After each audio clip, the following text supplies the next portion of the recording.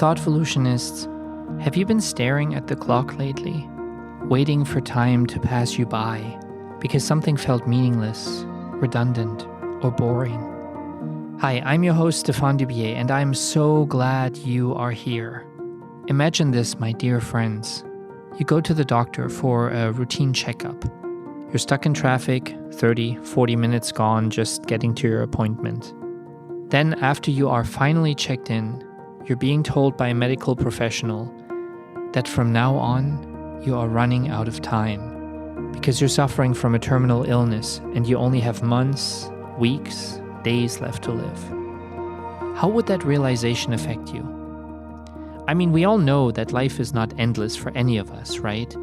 We know it, but what do we do about it? How many episodes of your favorite TV show have you binged instead of playing dress up with your kids or reading them a bedtime story, making memories that will last them for their whole lives? How many years have you given to a company in a job that perhaps at least pays the bills but leaves you sad and unfulfilled? How often have you looked at your life thinking, I wish I could do something else. I wish I could be somebody else. Moments later, we brush it all off and settle for what doesn't really fulfill us and grudgingly accept life as it is. We tell ourselves there's always tomorrow. Perhaps our time to change something just hasn't come yet. We put things off and put them off and put them off. And then suddenly, we're too old or too sick to pursue the dreams and plans we've carried within us the entire time. My guest Jenn understands the limits of life. She has seen homelessness take away the safety and comfort her home had provided for her and her family, and she was given a terminal illness diagnosis that changed everything. Within seconds of a doctor uttering the most dreaded words one can imagine, every moment suddenly became essential. Living became a daily gift, and surviving got a whole new meaning. While others strive to accomplish what we often think of as the big goals, careers, money, fame, whatever, Jenn's biggest accomplishment is that she is still here. And instead of the terminal illness robbing her of every ounce of happiness, it actually managed to make her relationships stronger and better because her friendships are what truly carried her through. Jenn is here to talk about her ultra-rare disease, but honestly, she's mostly here to talk about the actual meaning of life and how life not being endless allowed her to celebrate the rareness and beauty of it. Let's welcome Jenn. I'm so happy she's here with us and that she's giving us all some of the precious time that she has to share her story. Trigger warning. This episode contains conversations about trauma, terminal illness, homelessness, suicide, death, and depression. If any of these subjects are a trigger to you, please prioritize your mental health and skip this episode. Hi, Jenn. Thank you so much for being here to talk to us today.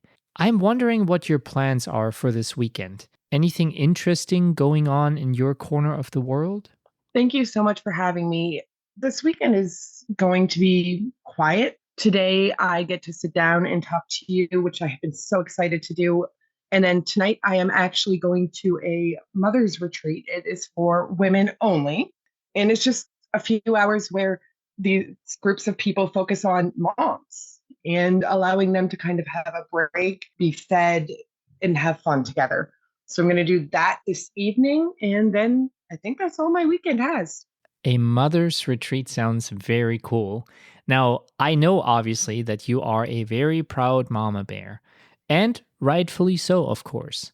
Tell us about your kids and feel free to brag a little or a lot. So I am a mom. I have 2 amazing children and 2 bonus children that I get to love. The first 2 are wonderful young ladies that unfortunately don't live near us, but we try and be involved with. They came with my husband and I love them to bits. And then we have my monkeys. I was in the unique position that my children were born almost 8 years apart. So my oldest, Jack, is 19 currently, and my baby is 11. And I get to experience life with them And I can tell you, life with children with that big of an age span is quite interesting. That's a very interesting scenario you have there. So, what made you wait 8 years between child number one and child number two? So honestly, I had to kiss a lot of frogs before I got to where I am now. I had my first child in my early 20s and quickly realized that I was going to be doing it on my own. I made the decision then and there that he would be my only child because I wanted, as a single mother, to be able to provide and focus on him. And then when he was 6, I had met my current husband and we ended up getting married and wanted to finish our family with one more. Your kids, just like you, went through some really rough times and were confronted with homelessness. What led to you losing your home? And how did you and your family cope with the fact that you would have to make it without the shelter a home provides? So, yes, we have experienced homelessness. Unfortunately, our story starts in November of 2021. My husband started experiencing some pretty difficult things with his mental health. We started therapy, we started seeking help, and all of that, and it just wasn't working. He unfortunately at that time was placed on short-term disability for work due to severe mental health concerns. And for anyone who knows how short-term disability works, you can wait months for your first paycheck. And unfortunately, our family had to learn that the hard way. By December, we were struggling. We hadn't seen an income in approximately 6 weeks, and things were just getting difficult. I was doing everything I could to hold it together. I was meeting with social workers. I was going to a food bank to try and feed my family, and we were trying everything. By December of 2021, we were visiting some people, and my husband had another mental breakdown, unfortunately, on our wedding anniversary. That led to the difficult decision that he was unable to make for himself. So I had to make. We lived in that situation for approximately 2 weeks where he was in the hospital getting help, and I was just trying to hold on, pay bills as I could. But when you have an income of zero, there's no money to pay out. So we became behind. Finally, his disability paid out while he was in the hospital, and I was able to start paying things off and taking care of the things I needed to take care of. And so he came home from the hospital, and we were trying to find therapists. And unfortunately, the first doctor that he was sent to had a habit of telling males with mental health problems, well, if you're still alive next time you come here, then maybe we'll think of a better plan. So that was a hit and set us back months where we were trying to find anyone to help us. We were getting further and further behind because we were still trying to pay off old bills and new bills, and he could not go back to work because his mental health was in such a bad place. Eventually, the short-term disability ended, and the difficult decision was made that he could no longer return to that job because mentally he was not able to handle it at that time. So that kind of happened and shifted a lot. We were really struggling. Again, we were back to a zero income. He was door dashing sometimes 16, 18 hours a day just to try and pay the bills. But when you have a family of 4 living in a home, DoorDash doesn't make enough money to pay all those bills and still provide. So finally, in May, things kind of came to a head, we shall say. It was a quiet morning. It was really early in the morning. I had woken up and it was maybe 6:30, 7 o'clock in the morning, and I was just enjoying the quiet. And my husband was door dashing, and I received a text from my husband's phone. And that text simply was a video where it told me where I could find my husband's body. In that moment, my entire world broke. I remember sitting there and not knowing what to do. I tried to call him, I tried to text him, and discovered his phone was turned off. He was door dashing. I didn't know anything was wrong. So I quickly realized I had to do something, and I called 911. And I spoke to an amazing dispatcher who quickly worked on everything. She was wonderful. She took all information and told me that the police would be coming to my home immediately and that they were going to take. I played the video for her. She heard everything that was said to me so that they knew where to look, and then started the longest 25 minutes of my life. In that 25 minutes, my children woke up, and I had to explain to a 17-year-old boy. No, he had just turned 18. So an 18-year-old boy and a 9-year-old little girl, what was going on. And that was hard. Thankfully, my son's girlfriend was with him at that time, and she quickly grabbed my daughter and took her out of the way so that when the police showed up, I could deal with the police. And that's kind of the first policeman that I had contact with that day was one of the most amazing men I have ever met.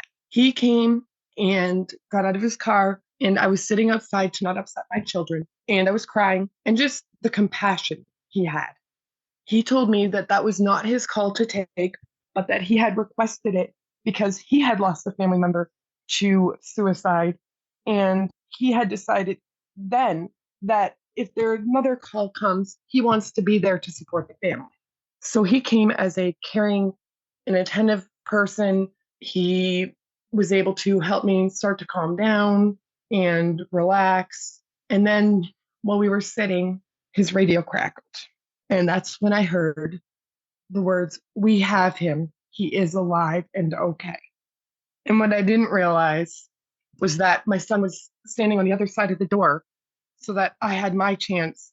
And he heard that because I heard him break down. I heard the gasp because of relief. And then it became, now what do we do? So it was quickly going from those horrible moments to, I have to hurry up and get to the hospital and meet him and deal with this.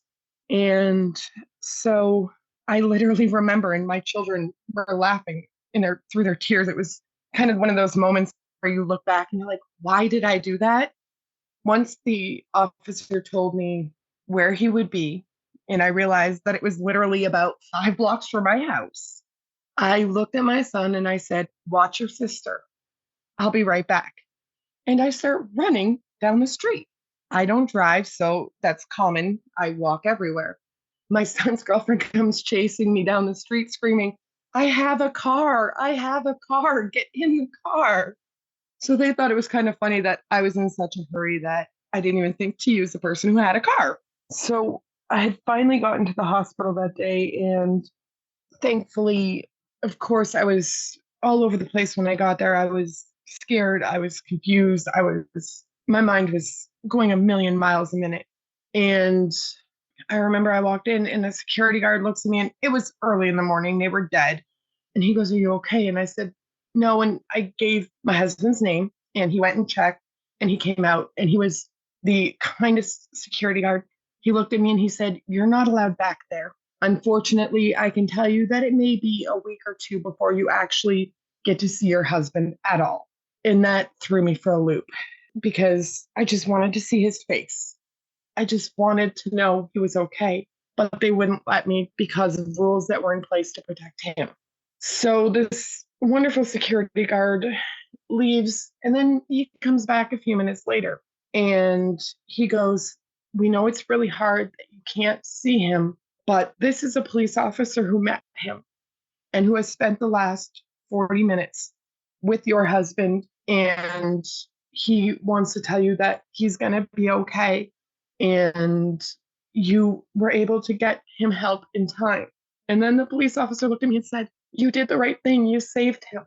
And when someone says something to you like that, there's a deep breath and a sigh and the realization that you were given another day with a person you love more than life. And it's amazing. So I started advocating, started fighting for him. He was in the hospital for a week and he returned home, and we still had no income. We were still struggling. And he returned home, and within about 3 hours of returning home, we realized that the hospital pushed him out when he was not ready. So we did what I felt I had to do, and I made dinner for my family. We sat together, we ate, We enjoyed some time together. He spent time with our children, and then he hugged children goodbye. And we went back to the hospital where we requested more support and more help. Honestly, in the hospital, we didn't get much of any support or help other than a few key people that were placed in his life during that time that really mean a lot. So he comes home after about 2.5 weeks of being in the hospital total, and we're struggling. And the day he gets home from the hospital, we had a pay up or vacate the premises notice. We were behind in rent. I'm not going to lie. You can't pay rent when you have zero income. So we were dealing with that. We started doing everything that we were told by the social workers and the lawyers to do. We did multiple court appearances, and it kept getting pushed off. Our first appearance was in July. And mind you, during this time, we're still going through him trying to stabilize his mental health, tons and tons of therapy and programming. And then he got a job in the summer, and we went to court and we proved that, he was working. We were trying to make a plan. Well, the landlord just didn't want it anymore. And that's his choice. So we kept fighting because one lawyer was going back and forth saying that, we didn't pay all these months, until finally the judge realized that it was a bad situation, but not what they were originally told. So we fought it for quite a few months. And then in November, we're still trying to get right. And the judge finally decided that, we did owe him and we were still trying to pay it off. And he was refusing money at that point. We couldn't even pay him what we owed him. He refused it. So we were evicted and we're given 21 days to move. 21 days. 21 days to completely rearrange your life, to try and come up with a solution, with a new place to live. What went through your heads during those 21 days? What were those 21 days like? And what was the ultimate result after the 21 days had passed? So the day that was decided was the beginning of November. It was actually November 1st. So we were given, November 2nd, because we were given the move date. We had to vacate by November 21st. We had to be gone. That's our family, our animals, everything. So we had already been working with social workers at that point, trying to find a better plan. But unfortunately, in my area, there is a stopgap. There is a huge, huge gap where people are falling in. They can help you try and save your home. And we did that. We did all the steps. We worked with the social worker. We got the funding. The landlord didn't want the money. So we started working with social workers. We were able to line up that if we could find a place, they would help us get into it. Well, guess what? There's no available rentals anywhere in our city. Our city is like many cities right now where there's just nothing available. And the things that are available are extremely out of reach for a family who is struggling. During that 21 days, what people need to understand is that it was me. I was the one taking care of everything, because not long before then, my husband had decided to take on a second full-time job to try and find a way to pay the bills and save us. So every morning, I was up between 5 and 6 a.m. On the days I had to go to the food bank, I would go to the food bank and I would get some help there because we were doing what we were told. Every penny we had was going to these bills, every penny. So I was meeting social workers. I was looking at places. We got a place. We were supposed to move in. And then the guy gave it to someone else who offered them more money, which is another problem we're having in this area. So we had nowhere. During that time, our 18-year-old had sat down with us and decided that him and his girlfriend were going to move away and start their own lives. So I had these big feelings. Not only am I losing the safety and security of my home, my firstborn child is leaving me for the first time. And my kids were always with me. I was a mom that loved being a mom. I was the one that, oh no, have your friends over here. I'll cook dinner. I'll do this. So I felt like I was losing everything: safety, security, my home, and one of my children. So he had left 1 week before we had to be out because of his situation and moving. He was moving far away, and the person who was helping him move could only come the weekend before. So he left, and then that final week was just packing, organizing, scrambling. We had two dogs we had to find temporary care for. We had a cat. And upon talking to the social workers, we quickly realized that there's no help for us. We could go to a shelter, but the shelter that was available, it was used for anyone and everyone. And I was warned at that time, they unfortunately had a high amount of violent and sexual offenders in that shelter. I'm a mom of an 11-year-old little girl. I'm not bringing her to somewhere dangerous. So that became not an option. We were able to find a cheap hotel in our town. And at the rate of like 80 some dollars a night, we put everything we could into 5 nights in a hotel, just somewhere so we could be safe. Because again, it was just going to be me and my daughter because my husband was working 2 full-time jobs. He worked nights at one job and days at another and slept in between. On the weekend, we had packed everything on the Saturday. We had rented a U-Haul, brought everything to storage, locked everything up in storage. An amazing friend ended up coming and offering to take our dogs, and he came the day we moved the U-Haul. He showed up with a whole bunch of our friends from our church, and they were moving and packing and just, they were holding me up. We arrived at the hotel Saturday night, and Thursday of that week was Thanksgiving. And the part that makes it hard was my daughter was born on Black Friday. So her birthday is the day after Thanksgiving. So I had to move her to a shelter 5 days before her birthday, 6 days before her daddy's birthday. So we did that, and we got to the hotel and we made it work.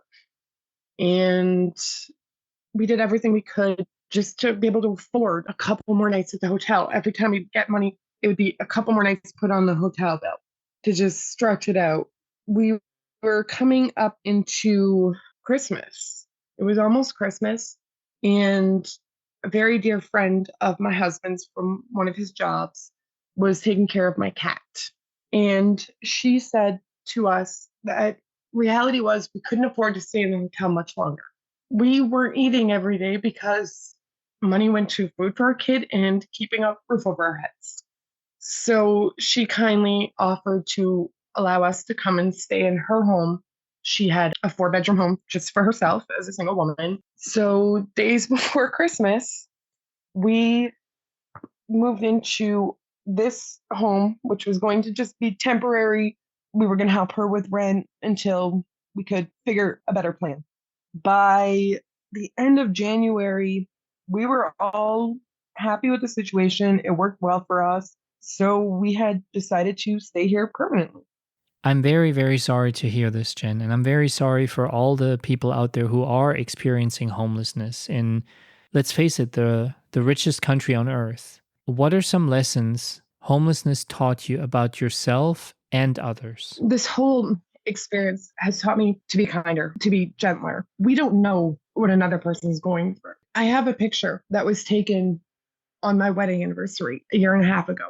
And everyone looks at that picture and says, you don't look at it very often. You keep it away, but you still take it out and look at it sometimes. But you guys look rough. We had a smile on our face, but if you look behind those tired, sad eyes, you will understand that only a few hours before, my husband had struggled with wanting to end his life again. So we put on a mask. So I've learned to be kinder to people because we don't know what they face. We don't know if, like, people laugh because a person's whole day can crumble from one minor thing going wrong. One minor little thing can make a person's entire day crumble. But who are we to judge? We don't know that she went to the nail salon and spent her last money to get her nails done and they didn't turn out right. And it broke her. We don't know why. So that really made me think people need to be kinder. We need to accept that, yes, we can easily paste a fake smile on our faces and pretend the world is perfect. when in reality, our dumpster is on fire. Sadly, your dumpster was not only on fire once. You also saw yourself facing an impossibly difficult diagnosis. Before we talk about your world shattering, what led to you being diagnosed in the first place? We were living the normal life. My husband was working out of town primarily for work. He would come home on weekends and be gone during the week. I was home. Both my children were in school for the first time, full time, every day. I had a baby in kindergarten. My son had just started high school. I was happy. They were happy. We were living the life. It was the American dream. And then funny things started happening. I started falling. I started being confused. And when I say confused, I don't mean slightly. I mean words were getting mixed up. But more so than that, there was one day that kind of made my husband question what was going on because I called him angry and upset. The kids were at school. I wasn't feeling the best, so I took a nap that morning after the kids left. And I woke up and I called my husband angry. I was trying to leave my house to go find a restaurant, and I wanted a very specific restaurant. And I'm trying to explain to him where this restaurant was. And he stopped me and asked me when the last time I had gone there or when I used to go there. And I said, I went there all the time. Jack used to love it there when he was a baby. Well, Jack's a teenager now, and we live about 21 hours from where Jack was born. I didn't clue in. My brain wasn't registering the fact that we didn't live there anymore. I woke up and I was confused. So my husband's like, maybe you're just getting old. It was a joke. I mean, I'm 2.5 years older than him, so he thought it was funny. So we did what any smart person would do. We called my wonderful primary care physician, and she started running tests. And in running all of these tests, things started kind of giving mild warning signs that there was more to it. But we were pretty confident that we were going to see this amazing neurologist out of the Greenville hospital system, and we were going to see him. He's one of the best. He's great, but his specialty is multiple sclerosis. My doctor felt that was the best move for us to see him. And I was okay with that because I had worked with people with MS for years of my life, and I was very familiar with the disease. And I could see a lot of parallels and similarity. So I'm doing these tests and I'm getting MRIs on my brain. I'm doing seizure tests. I'm doing sleep studies. I'm doing all of this. And, we're going back and forth. My husband's traveling for work. He's trying to be home when he can. Around that time, he decided to move home permanently because I needed help. So that was a wonderful transition that this brought was we went from him working away from home most of our marriage to him being home every night. So we're doing the test, we're doing everything. I'm feeling horrible. It's getting worse. And then we see our first something real was wrong when I couldn't stop having seizures. So we continued. We started testing in the summer and we're pushing and pushing. And it literally took until March. Now, take a deep breath and take us back with you to that dreadful, awful moment in time when being sick and being concerned became being terminally ill. How did you find out, and what was your initial reaction to it all? We did all the tests. We did everything we were told. I went through months and months of crazy things that I never thought would happen. They put needles into my muscles and zapped them like a mini taser. I can tell you that is not a pleasant feeling. So finally, the big day came. All of our test results should be in. The doctor should have them. Let's go. Let's do this. We get in the car and we make the 45-minute drive from our home to the doctor's office. And we're playing my favorite song, Get Up, and we're like, it's okay. It's just going to be MS. It's going to change things, but we're going to be okay. And my husband was pumping me up. It's okay. We can handle MS. We can do this. So we were confident we could face this. We're sitting in that cold little room with bright lights that are buzzing, and the doctor came in. And I remember it's strange because he brought a student with him. And he had previously told me that he only brings students in when he feels that they can really learn from a case. So he walks in with a student. And I was caught off guard because he would not look at the doctor. The doctor would not look at me. He looked directly at my husband as we're sitting side by side in these chairs holding hands. And he uttered the words I never dreamed of hearing. He said, "Your wife is going to be dead in 3 to 5 years." What what is going on? What do you mean? We don't know what's wrong with me. MS is horrible, but it doesn't make sense. That's when he uttered this word that didn't make sense to me. He was telling us about how in medical school he learned about this ultra rare disease, one of the zebra diseases, which falls into a very tiny percentage of all diseases, and they're ones that are super rare. He goes, I was told in medical school, mind you, this was an older doctor, he was probably in his 60s, that I would never see this disease. And today I'm seeing it for the very first time in person. And then he said, there is a disease called Lambert-Eaton Myasthenia. It's also known as LEMS disease. That's all I was told. He left the room for a few minutes so I could gather myself. My husband and I discussed it. We had questions. We had a billion concerns. We have young children. I'm in my mid-30s. I can't be dying.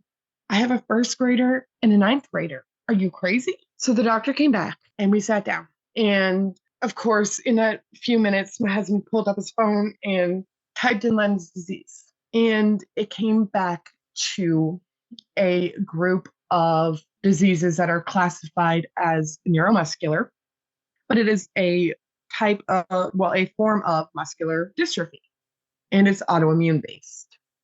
And in those first few minutes, they were talking about phenotypes in the information we had found. And it said that there's two types. There's PQ and there's N type. If you have one type, you're going to have all the symptoms of muscular dystrophy and the LEMS disease, but it's just the LEMS disease. If you have the other type, you have a 95% chance of developing lung cancer, breast cancer, cervical cancer, ovarian cancer, and a few others. That was why the terminal rate was so high. Only a few people out of all the LEMS patients, and I'm telling you, there's only a few hundred of us in the United States, like less than 200. So these ones that have PQ, they die much earlier because the cancer kills them. So the doctor comes in and we're asking questions, we're going over things. And I guess I got a little cocky because I remember thinking, okay, so I have this type. I'm just going to, struggle the same as I would if I had MS. And he looks at me and he says, no, we have to start cancer scans and screenings immediately. You are high in the risk category. You have the phenotype you don't want. And I was confused. I was really confused. So we left that meeting. And I remember we had to go, my husband had a work meeting right after, unfortunately. And I sat in the car and waited for him. And one of his friends kept coming to check on me because I was just told I was dying. You can never prepare for that. How did you share this terrible news with your family and loved ones? Hearing somebody utter the words is one thing, but placing those words on your own tongue must be a million times more difficult. So how did you tell your loved ones, and what were the reactions? We left the hospital with the reality that we have children, we have families, and we needed to tell them because our families were very involved. They knew what was going on. They were very supportive. I mean, my mother was 20 hours away and she wanted to be there for that appointment, but I thought I was just getting an MS diagnosis. I didn't need my mom. So I left, and I remember sitting in the car, tears streaming down my face. And I looked at my husband and I said, I can't. How am I going to tell my babies? I'm going to miss everything. They're little. And then reality hit. I had to tell my mom and my dad. And for many people, the thought of telling your parents that you're dying is horrifying and so hard. I had to call my father because we lived far apart. I couldn't see him in person. And I had to tell my parents that not only did they bury one of their daughters from something completely not related, but now they were going to have to bury their second child. I had guilt like no tomorrow at the thought of leaving my children, my husband, because they needed me. But the level of guilt when you have to think that your parents are going to lose their second child when they're in their 30s is horrifying. My little sister was the baby of the family, and we lost our oldest sister. Now she was going to lose me. What kind of sister was I? We left her, or we were going to leave her. So that was brutal. That was the worst. We decided to be open. I said something to my husband on day one, and we decided that that was the way it was going to be. This was going to be my story, my way. I couldn't control the LEMS. I couldn't control if I was going to get cancer. I couldn't control anything, but I could control me. An important part of that was telling people the way I needed to. We have this thing where bad news with our kids, we tend to sit in the middle of the bed, that way everyone's together and we can all hug and be there for each other. So they knew, the oldest knew we had an appointment that day. And he looks and he said, "What's going on?" And I said, "Well, it's not MS. And so that's good. It's different." I honestly can tell you, I didn't tell my children that I was terminal. I told them that it was really rough and mommy was going to get very sick. But I couldn't look at my 7-year-old's face and say the words, "Mommy's going to die." What does one do when the sand of time is scheduled to run through that sand clock one final time? I imagine it being life altering to say the least. How did your life change? And what did this do to your own priorities and the intentions you lived with? In the early days, right after diagnosis, obviously I had made the decision to make it my story my way. And to me, that was very important because I wasn't going to let my disease control me. I really stepped back and I looked. At that time in my life, I had 2 young children. My husband, I, and our children were volunteering regularly, helping homeless families and supporting them. So I had the perspective to look at life from different angles and different perspectives. And I realized that we never know what's going to happen in life. We don't know what tomorrow is bringing us. So I was going to live every moment to the fullest. I became very involved, even more so in, making sure my children had what they needed set up for themselves. People laughed because I would go and, I had bad days where I couldn't walk, but I would still try and do what I did before because I was not going to take this sitting down. We started looking at options because, again, in this first doctor's appointment with the diagnosis day, we were not given any options for treatment. We were told that treatment for this disease is extremely limited and extremely expensive. What I didn't know is that they weren't joking. So, we started looking at options. We discovered that we only really had one that was available to me because of I was having seizures and everything else. So, Mother's Day weekend, I started treatment. And it was the most difficult 5 days. What their plan was a 5-day on board. I would go to the clinic for 5 days in a row for approximately 4 to 8 hours, and I would receive high doses of steroids followed by IVIG.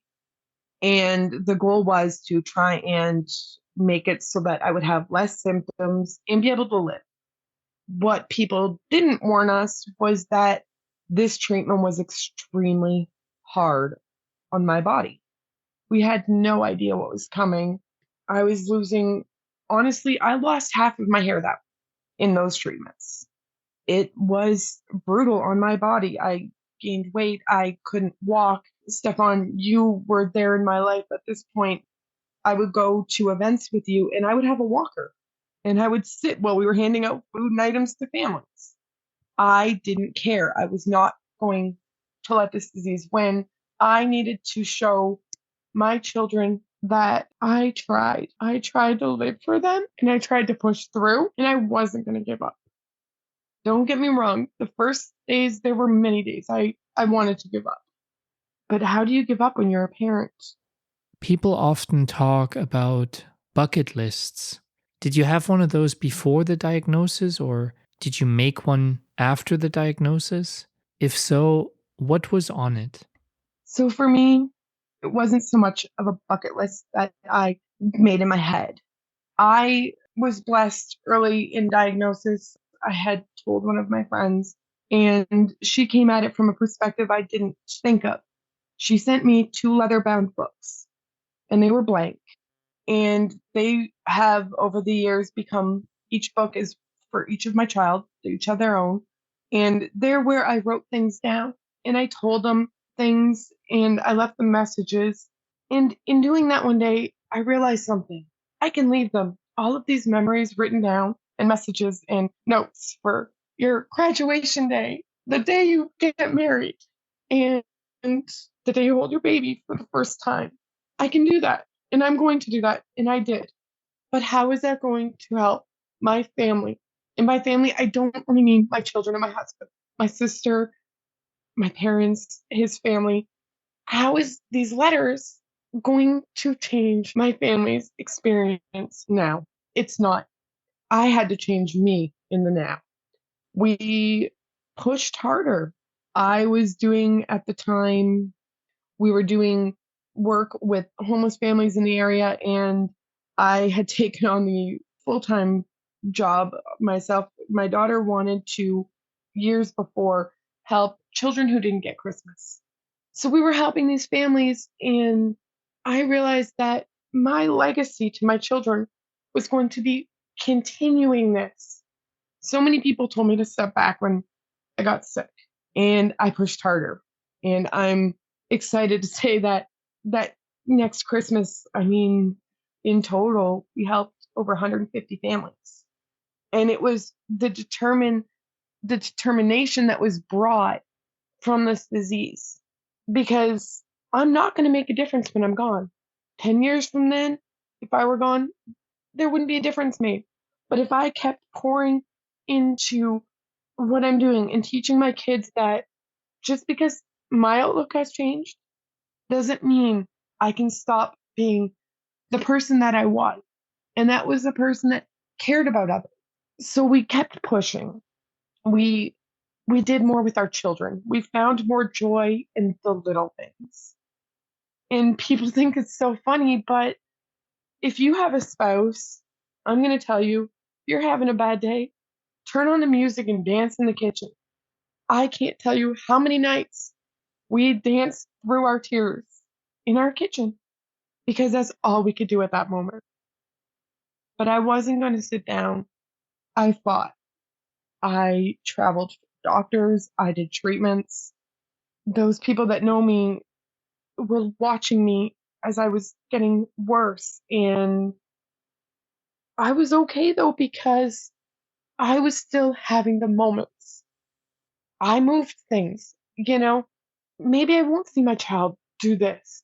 So instead, I found other memories that I could make sooner.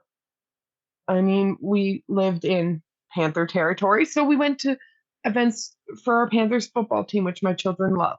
We went to more concerts. At that point in my life, my husband and I enjoyed concerts as our thing. for date nights.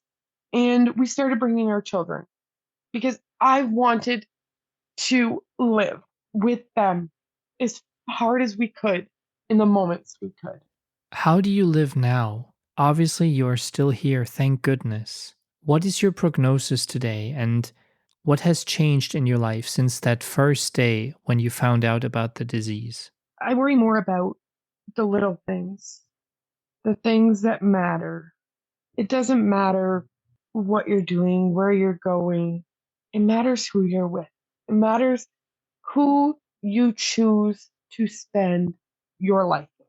I mean, you and I have discussed this, and being a parent and being a wife has been the greatest blessings in my life. And I just kept going with that. And I've decided that I changed my perspective. I don't yell at my kids because their rooms are clean. I coddle them and help them clean it or clean it for them. I've discovered that the little stuff is just stuff. It doesn't matter. The things that matter in life are the people, the relationships, and the actions we take as people. I've moved forward. So, in all of this, I was really sick when my husband's job decided to move him to another state. So, we actually left where we were living and where we obviously met you to move up north. And that's kind of where life. What we didn't realize that when we made that move, he only took that job and made that move because he was hoping to find better doctors to do a better job because I was dying and there's no way around it. When COVID hit this country, I was very sick. I couldn't leave my house because I couldn't risk getting COVID because what would that do to a person with LEMS? We didn't know. So now I'm actually doing really well. I'm excited to say that I haven't had seizures in a while. I have a walker. I use it when I need it, but I don't need it every day.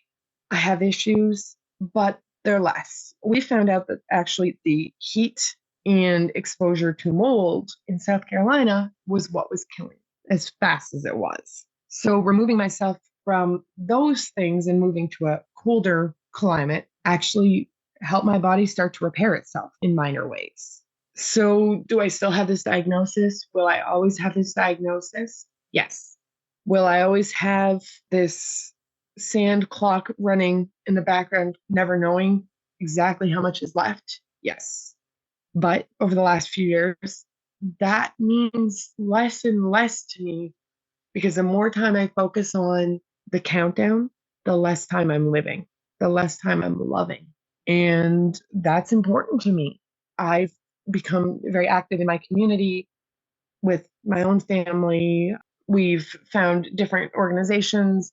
And it's funny because most of these people don't realize that I have issues. I was at an event and I had tripped, and the woman goes, "Oh, clumsy." And I'm like, "Yep." And my daughter was quite concerned and showing that concern. And I'm like, "It's okay." And she goes, "Why is your child so concerned?" And I had to explain that we have the trauma of knowing things, but because we want to live, most people don't know what we're facing because you can't live when you're being held down by the diagnosis. I had to push past the diagnosis. I had to push past everything and realize that they were just limiting my life. They really were because I couldn't see. I couldn't see these things that I had hung up so much time and so much energy on, like watching my son graduate. And I am thrilled to say that last June, the first thing that was on my bucket list was crossed off when I watched my son walk across that stage and get his diploma. My bucket list wasn't going and doing all the things and, meeting Mickey Mouse and skydiving. And my bucket list was things and moments and experiences with the people that meant everything to me. Jen, thank you so, so, so very much for sharing your story with us today. Now, if somebody wants to reach out to you, perhaps somebody who is dealing with their own diagnosis, somebody who has experienced homelessness, somebody who just very much relates to you and your story, Is there a way for them to get in touch with you? I am on TikTok for anyone that wants to reach out, that my story has resonated with them in some way. I am on TikTok. It's Mom and Me 2020. My TikTok isn't very active right now. I'm not going to lie. I'm working on that. But I would love if my story resonates with you. If you want to have a conversation with me, reach out. I'm here. So I will be on TikTok. If you need to find me at Mom and Me, just reach out. If my story resonates with you, if you want to open a discussion, available on TikTok. If you cannot find me on TikTok, you do not have TikTok, or you're just not comfortable on there, you can reach out to Stefan. He is a dear friend, and he will make sure I get the messages and a way to communicate. Thoughtvolutionists, what a story, what an hour. I cannot begin to describe how beautiful and special it feels that out of the little time she has left, Jenn chose to give us this hour. I will forever be grateful for this conversation and for the fact that Jenn is reminding us all of some key lessons her own life taught her. So allow me to sum up some of those lessons. Be kind to the people you see in your everyday lives. Perhaps choose not to ignore that homeless man holding up the sign at the intersection, asking for kindness and support. You never know what a person is going through, and you never ever know if it won't be you one day in that very same situation, forced to rely on a stranger to see you and just help. I always carry some bags with essentials in my car. Hygiene items, non-perishable food, warm socks, so that way I can help somebody in need. It is such an easy thing to do. The second lesson is an extension of the first one. Live. Live now. Look past the little unimportant things and don't put off living any longer. We really do not have any guarantees in life, and the realization that you may not be there tomorrow, a week from now, 3 months from today, who knows? So please live. Live a life of kindness and gratitude for life itself. Don't hold yourself back because of what other people might think or because you fear the uncertainty of a possible outcome of a big decision. Guess what? Life is uncertain. Don't fear it. Live it instead. I'm still working on that because I know how easy it is to get sucked into duties and responsibilities, and there most certainly is a place for that. But you can choose to live responsibly and without the shackles of a life that is just passing you by every single day. If you would like to help Jenn and her family in this time of need as they continue to fight for every single day of a purposeful life, please check out the Linktree link in the show notes. I know how much Jenn appreciates you, and if you don't have the resources but want to leave Jenn a note, please contact her via TikTok or get in touch with us. thoughtvolutionpodcast.com is the website. That is thoughtvolutionpodcast.com. This is also where you can find the intake form to become a guest of the show yourself, and I cannot wait to hear from you. Please, as usual, like, comment, and subscribe. You can find us on all major podcast apps, YouTube, TikTok, Facebook, and Instagram. Just look for Thoughtvolution. It would be a joy to connect with you there. And as you are aware, we also have a merch store with inspiring and cute and inclusive hoodies, t-shirts, hats, and so much more. So please give it a look.